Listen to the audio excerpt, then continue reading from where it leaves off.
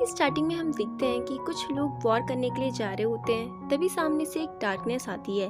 वो सभी लोग अपनी जान बचा के वहाँ से भागते हैं। तभी एक बॉम्ब ब्लास्ट होता है जिसमें काफ़ी सारे लोग जख्मी हो जाते हैं और कुछ लोगों की मौत भी हो जाती है। फिर हमें वुटान सिटी दिखाई जाती है जहाँ हमारे ड्रामे का मेन लीड रहता है। इसका नाम जियो यान है। ये अपनी स्टोरी बताता है कि जब ये 9 साल का था तभी इसने फाइट क्यू की मार्शल आर्ट टेक्निक में 9th ग्रेड हासिल कर ली थी। तभी न्यूज आई थी कि डार्कनेस वापस आ रहा है, तो मेरी मॉम फाइटिंग करने चली गई थी। यानी स्टार्टिंग में जो हमने वॉर देखी थी उसके अंदर इसकी मॉम भी शामिल थी और जब वह आई थी तो वो जख्मी थी। वो जियो यान को एक रिंग देती है और कहती है कि इसका ध्यान मरते दम तक रखना। फिर हमें एक बूढ़ा आदमी दिखाया जाता है। इनका नाम मिस्टर युनशेन है। ये जियो यान की मॉम को बोलते हैं कि वो ट्रेजर कहाँ पर है, तो वो बोलती है कि वो ट्रेजर मेरे पास नहीं है और उनके कान के पास जाके बोलती है कि डार्कनेस वापस आएगा और अपने पास से खंजर निकालती है और उससे अपने आप को मार लेती है। उसके बाद काफ़ी सारे टीचर्स जियो यान के घर पे जाते हैं और उसके पापा को बोलते हैं कि हमें पता है ट्रेजर आपके पास ही है, तो प्लीज़ वो हमें दे दो।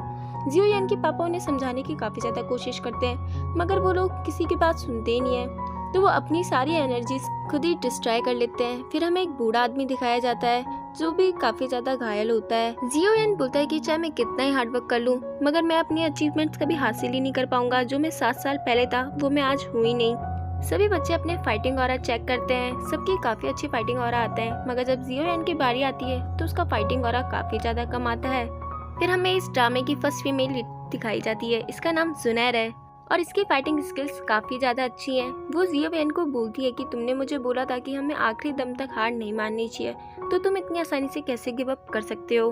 जियो यान अपनी प्रैक्टिस कर रहा होता है। तभी वहाँ पे काफ़ी सारे बच्चे आते हैं और जियो यान का मजाक उड़ाना चालू कर देते हैं। जुनैर बोलती है कि तुम उनकी बातों पर ध्यान मत दो मगर वो उसके पास आते हैं और उसे धक्का मारना चालू करते हैं। तभी जियो यान उन्हें पीट के भाग रहा होता है और वो भागता भागता अपने घर पे आ जाता है। जियो यान के पापा उससे पूछते हैं क्या तुम फिर से लड़ाई करके आए हो, तो वो बोलता है कि हाँ मैं फिर से लड़ाई करके आया हूँ। प्लीज़ आप मुझे रेज ऑफ द टाइगर सिखाओ ना, क्योंकि मैं उन लोगों से ज़्यादा काबिल हूँ फिर भी मैं कुछ नहीं कर पा रहा हूँ। जियो यान के पापा को बिल्कुल भी पसंद नहीं है कि जियो यान जाके बच्चों से लड़ाई करे, तो वो उसे स्टिक लाने के लिए बोलते हैं और इस स्टिक से उसे काफ़ी ज़्यादा मारते हैं। मगर जियो यान इतनी आसानी से गिव अप करने वाला नहीं होता है। वो वापस से प्रैक्टिस कर रहा होता है। तभी वहाँ पे उसके एक अंकल आते हैं और उसे बोलते हैं कि तुम्हारे पापा ने तुम्हें बुलाया है।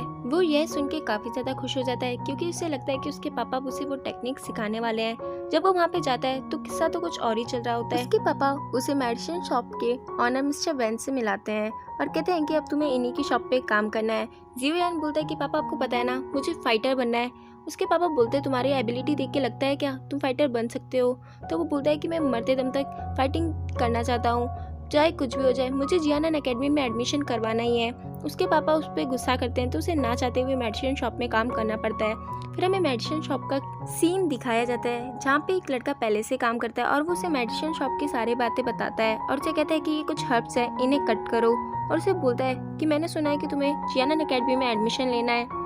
वैसे भी तुम्हें पता है मैं भी काफ़ी सारे मूव्स कर लेता हूँ, और उसे अपने मूव्स करके दिखाता है मगर ये मूव्स कम और बंदरों की तरह गुलाटी ज़्यादा खा रहा होता है। मगर जियो यान उसकी बातों पे बिल्कुल भी ध्यान नहीं देता है, तो वो उसे हर्ब्स काटने के लिए सही से तरीके बताने चालू कर देता है और काफ़ी ज़्यादा पकाता है। जियो यान उसकी बातें सुन के काफ़ी ज़्यादा फ्रस्ट्रेट हो जाता है, तो वो एक सुनसान जंगल में आता है और एक लकड़ी के टुकड़े को अपना पंचिंग बैग समझ के काफ़ी सारे मुक्के मारता है, और जब वो थक के अपना सर अपनी अंगूठी पे रखता है तो वो एक स्पिरिचुअल वर्ल्ड में पहुंच जाता है। फिर हमें वही बूढ़ा आदमी दिखाया जाता है जिसे अभी हमने घायल अवस्था में देखा था। वैसे तो इनका नाम याओ चैन है मगर हम इन्हें ग्रैंड ओल्ड मास्टर ही बोलेंगे। अब वो क्यों ये हमें आगे पता चलेगा। ये जियो यान को बोलते हैं कि तुम बिल्कुल अपनी मम्मा पे गए हो, और उसे नीचे एक होल में पटक देते हैं। तभी वो उस होल से होते हुए स्पिरिचुअल वर्ल्ड की दूसरी साइड में आ जाता है और उनसे पूछता है कि तुम कौन हो और ये कौन सी जगह है, तो वो बताते हैं कि मैं ग्रैंड ओल्ड मास्टर हूँ, यानी तुम्हारे मम्मा का टीचर। तो वो बोलते हैं कि वो तो 7 साल पहले ही मर चुके थे, तो जिंदा कैसे हुए, कहीं तुम भूत तो नहीं। तो वो उसे हवा में उल्टा लटका देते हैं। तो वो कहते हैं कि चलो मान लिया आप भूत वगैरह नहीं हो, आप इंसान ही हो, और उनसे पूछता है कि मतलब आप 7 साल पहले नहीं मरे थे। तो वो उसे बताते हैं कि 7 साल पहले मैंने अपने आप को यहाँ पे लॉक कर लिया था, यानी ये जो स्पिरिचुअल वर्ल्ड है ये तुम्हारे रिंग के अंदर एग्जिस्ट करता है और तुम्हारी मॉम की डेथ भी मुझे बचाते वक्त ही हुई थी। और अगर मैं यहाँ पे जिंदा रह पा रहा हूँ किसी की वजह से तो वो तुम हो, क्योंकि मैं तुम्हारी फाइट की सारी एनर्जी को एब्जॉर्ब कर लेता हूँ। ये सुन के उसे काफी ज्यादा गुस्सा आता है, क्योंकि अभी तक 7 साल तक ये जो भी मेहनत करा था उसका फल तो सिर्फ ग्रैंड और मास्टर ही खा रहे होते हैं। तो ये इन्हें मारने की कोशिश करता है मगर उनसे आर पार हो जाता है और उन पे चिल्लाते हुए कहता है कि आपको पता भी है आपकी वजह से मुझे कितना सब कुछ सहना पड़ा है। मेरी मॉम ने भी आपकी वजह से अपनी जान दे दी है और आप यहाँ पे कायरों की तरह बैठे हो। ग्रैंड और मास्टर बोलते हैं कि मुझे अब थोड़ा आराम करना है और उसे वापस से रियल वर्ल्ड में भेज देते हैं। मेडिसिन शॉप के ऑनर उसे वहाँ पे रखी सभी वाइन्स का ध्यान रखने के लिए बोलते हैं और जब सुबह होती है वो लोग वहाँ पे आते हैं तो वो देखते हैं कि वाइन के बॉक्स सारे खाली पड़े हैं। वो जियो एन से पूछते हैं कि इसकी वाइन कहाँ गई, मगर वो कोई भी जवाब नहीं दे पाता है। तो वो लोग उसे काफी ज्यादा पीटते हैं।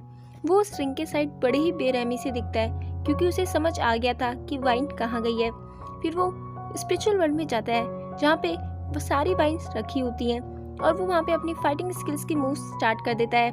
ग्रैंड एंड मास्टर भी उसके मूव्स को चुपके चुपके देख रहे होते हैं। तो वो उनसे बोलता है कि अब आप मुझे बताओ कि मुझे और क्या बेहतर करना चाहिए। ग्रैंड एंड मास्टर उससे बोलते हैं कि तुम्हारे फर्स्ट मूव को छोड़ के सारे मूव बेकार थे और उसे कुछ मूव्स करके दिखाते हैं। जियो यान बोलता है कि अगर आपको फाइटिंग स्किल्स इतने अच्छे से आती है तो यहाँ पे क्यों बैठे हो, बाहर आओ ना, बाहर उन लोगों से लड़ाई करो। तो वो बोलते हैं कि जब मैं हार था तो मेरे किसी अपने ने मुझे मारने की कोशिश की थी, जिसकी वजह से मैं यहाँ पे बैठा हूँ और मेरे अपने ने मुझे बचाया। जियो यान बोलता है कि मैं चाहता हूँ कि आप मुझे फाइटिंग स्किल्स सिखाओ। तो ग्रैंड मास्टर उसे एक फॉर्मूले देते हैं जिसमें 36 मेडिसिन फॉर्मूले लिखे होते हैं और कहते हैं कि ये तुम जाके बनाना, तुम्हारे जो शॉप का ऑनर है वो तुमसे काफी ज्यादा इम्प्रेस होगा। फिर हम देखते हैं जियो यान के पापा जियो यान को बोलते हैं कि कल यहाँ पर येरेन एलेन की फैमिली वाले आने वाले हैं। येरेन एलेन का रिश्ता और जियो यान का रिश्ता इनके दादा ने ही पहले फिक्स किया होता है। येरेन एलेन के दादा भी येरेन एलेन को ये बात बताते हैं। उसके बाद हम देखते हैं येरेन एलेन के अंकल जियो यान के घर पे जाते हैं और जियो यान के पापा को एक गिफ्ट देते हैं जिसके अंदर एक मेडिसिन होती है। वो उस मेडिसिन के बारे में बताते हैं कि जब आप इसे खाओगे तो आपका 70 to 80% फाइटिंग की एनर्जी रिस्टोर हो जाएगी। जियो यान के पापा पूछते हैं कि इतना प्रीशियस गिफ्ट देने की क्या जरूरत है। तो वो बताते हैं कि आपको पता है येरेन एलेन की फैमिली के अंदर सिर्फ एक येरेन एलेन ही ऐसी लड़की है जिसके अंदर काफी सारी एबिलिटी है, मगर आपके जियो यान में बिल्कुल भी एबिलिटी नहीं बची है। तो वो लोग चाहते हैं कि आप जियो यान और येरेन एलेन का रिश्ता तोड़ दो। तो वो बोलते हैं कि जब नैलन जी यानी येरेन एलेन के दादा यहाँ पे खुद आएंगे तभी हम रिश्ता कैंसिल करेंगे, वरना नहीं। फिर हम देखते हैं वो सभी लोग जियो यान के घर पे आते हैं। येरेन एलेन के दादा बताते हैं कि मेरे 3 बेटे हैं, उसमें से 2 बेटे जब वॉर हुई थी वहाँ गए थे और उनकी हालत काफ़ी ज़्यादा बेकार हो गई थी, और जो येरेन एलेन के फादर हैं उनके अंदर भी बिल्कुल एबिलिटी नहीं बची है। तो मैं चाहता हूँ कि ये कॉन्ट्रैक्ट आप कैंसिल कर दो। येरेन एलेन बोलती है कि अगर जियो यान ये कॉन्ट्रैक्ट कैंसिल नहीं करना चाहता है तो ठीक है, मैं 3 साल बाद इसके साथ फाइट करूंगी। अगर ये फाइट जीत जाता है तो मैं इसके साथ शादी कर लूंगी, अगर ये वो फाइट हार जाता है तो मैं इसके साथ शादी नहीं करूंगी। ये सुन के जियो यान को गुस्सा आता है और वो उस कॉन्ट्रैक्ट पे कैंसिल लिख देता है और कहता है कि तुम मुझसे शादी क्या नहीं करूंगी, मैं तुम्हें डिवोर्स देता हूँ क्योंकि तुम हमारी फैमिली के लायक हुई नहीं। येरेन एलेन के फैमिली मेंबर को उस पर काफी ज्यादा गुस्सा आता है और वो उस पर अटैक करने जाते हैं। तभी उसके पापा उसे बीच में आके बचा लेते हैं। येरेन एलेन के दादा उसे बोलते हैं कि तुम्हें इस कॉन्ट्रैक्ट को खाना पड़ेगा और वो येरेन एलेन को बोलते हैं कि तुम जाके इसे कॉन्ट्रैक्ट खिलाओ, मगर जियो यान नहीं काटता है और इन दोनों के बीच में फाइट स्टार्ट होती है जिसके अंदर ना चाहते हुए भी येरेन एलेन जियो यान के ऊपर अटैक कर देती है, जिसकी वजह से जियो यान काफी बुरी तरीके से जख्मी हो जाता है और वो उस कॉन्ट्रैक्ट को खाता है और कहता है कि बस 3 साल का सब्र करो, मैं तुम्हारे से जरूर बदला लेके रहूंगा। और वो सब लोग इतना तमाशा करने के बाद वहाँ से चले जाते हैं। जियो यान अपने पापा को बोलता है कि आप चिंता मत करो, मैं अपनी फैमिली का बदला इन लोगों से जरूर लेकर रहूंगा। फिर वो येरेन एलेन के पास जाता है। येरेन एलेन उसे मेडिसिन देती है कि ये तुम अपने पापा को दे देना। तभी वो उसे उसका गिफ्ट वापस करता है। फिर हमें फ्लैशबैक में ले जाया जाता है जब ये लोग छोटे थे तो येरेन एलेन ने ही ये गिफ्ट इसे दिया था जब इसने 9th ग्रेड हासिल करी थी फाइटिंग क्यू में। जियो यान के वहाँ से जाने के बाद जुनैर उसके पास आती है और उससे पूछती है कि तुम्हें क्या लगता है जियो यान तुम्हारे साथ शादी करने के लायक नहीं है? तुम भूल गई कि 9 साल पहले वो क्या था और तुम क्या थी। तुम चिंता मत करो, फ्यूचर में वो तुम्हें पक्का हरा कर ही रहेगा। जुनर जियो यान के लिए मेडिसिन लेके जाती है। गांव के लोग जुनर को जियो यान की छोटी बहन बताते हैं, मगर जुनर उसे काफी ज्यादा पसंद करती है। जुनर बोलती है कि मुझे लगता है मुझे भी मेडिसिन शॉप में काम कर लेना चाहिए, क्योंकि तुम्हारे बिना फाइट क्यू की एनर्जी सीखने में कोई भी मजा नहीं आएगा। मगर जियो यान उसे ऐसा करने से मना करता है। फिर हम देखते हैं जियो यान स्पिरिचुअल वर्ल्ड में जाता है, जहाँ ग्रैंड और मास्टर उसे बोलते हैं कि तुमने उस लड़की के साथ 3 साल बाद की फाइटिंग करी है, तुम्हें पता भी है वो किस लेवल पे है। तुम्हें 3 क्या 30 साल भी दिए जाए ना उससे फाइटिंग करने के लिए, तो भी तुम कुछ नहीं कर पाओगे। और उसे कुछ हर्ब्स लाने के लिए बोलते हैं, तो वो बोलता है कि ये हर्ब्स तो बहुत कम मिलती है। तो वो उसे उस हर्ब्स का पेड़ दिखाते हैं। जब वो हर्ब्स लेके आता है तो वो उसे एक सॉल्यूशन बनाकर देते हैं और कहते हैं कि तुम इसे डेली लेना, इससे तुम्हारा लेवल काफ़ी अच्छा इंक्रीज़ होगा। फिर हम देखते हैं मेडिसिन शॉप में जियो यान अपनी फाइटिंग की तैयारी कर रहा होता है। तभी वो पीछे से उसके पापा आते हैं और उसे अपने साथ एक रूम में ले जाते हैं, जहाँ वो बताते हैं कि ये जो लड़का है ये जियो फैमिली पे जासूसी कर रहा है, और उसे भी वही स्पिरिचुअल सॉल्यूशन की बोतल देते हैं और कहते हैं कि तुम इसे लेना, इससे तुम्हारा 2 लेवल इंक्रीज होगा डेली। तो वो बोलता है कि आप तो नहीं चाहते थे कि मैं फाइटिंग क्यू की एनर्जी सीखूं, फिर क्यों कर रहे हो ऐसा।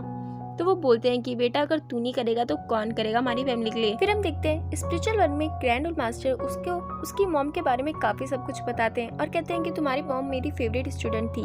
तो जियो यान बोलता है कि मुझे आपसे काफी ज्यादा जेलसी हो रही है, क्योंकि मैंने अपने मॉम के साथ सिर्फ 9 साल ही गुजारे हैं और आपने उनके साथ काफी ज्यादा समय गुजारा है। फिर हम देखते हैं ग्रैंड और मास्टर जियो यान को बोलते हैं कि तुम्हें एक स्कॉर्पियो के साथ लड़ाई करनी है, अगर तुम वो लड़ाई जीत जाते हो मेरी मदद के बिना तो मैं तुम्हें फाइटिंग स्किल्स सिखाने के लिए तैयार हूँ। फिर हम देखते हैं जियो यान स्कॉर्पियो के साथ फाइट करने जाता है। वो स्कॉर्पियो काफी बड़ा होता है, काफी देर तक तो जियो यान उसके साथ फाइट करता है, मगर लास्ट में वो स्कॉर्पियो अपनी टेल उसके चेस्ट में डाल देता है और इसी के साथ हमारा ये एपिसोड खत्म हो जाता है।